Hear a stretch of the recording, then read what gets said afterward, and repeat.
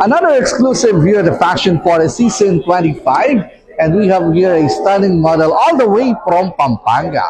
We have Renalyn. Hi, Renalyn. Hello, sir.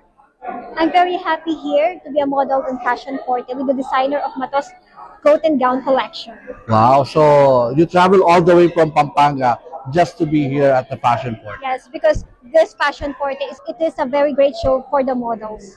So, kailan ka nag-start or this is your first time or kailan ka nagsimula na rumampa para sa mga runway? Well, I already went to the Bayview Park fashion show last year, and then this year I went to the Lux Garage Fashion Runway, wherein I became a female best in social media award. Wow! So, we're looking forward to have this interview na mag-boom talaga na sa social media, right? And I also joined so many screenings for the beauty pageant. Okay, well, Renalyn, there's a lot of women out there na may mga reservations sa sarili nila.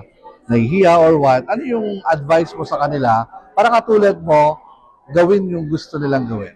Well, first of all, you need to have a walk training because walk training will help you to be the best model. Because in fashion runway, you need to have a walk training first, and then the training, because I already have my walk training every week with Mato Rodrigo, because he is also my coach, he is my manager, he's also my handler.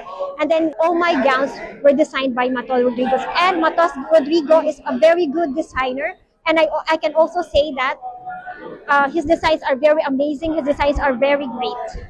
So talagang it's important that you have a coach, di ba? Kasi sila yung magiging success factor din, tama? Yes, because the coach will help you to be the best model, because the walk training is really a big great help for all the models here who want to do or who want to be in the fashion runway. Very well said. And yung mga taong gusto mong pasalamatan para sa event na ito. Well, I want to thank first of all to Mami Nardi, and then to the Fashion Forte family, because they helped me to become their model, and also to Matos coat and gown collection, and also to my coach Mato Rodrigo, because he helped me to be very good in the walk training. Thank you very much. And thank you very much. That's it from us here at the Fashion Forte Season 25.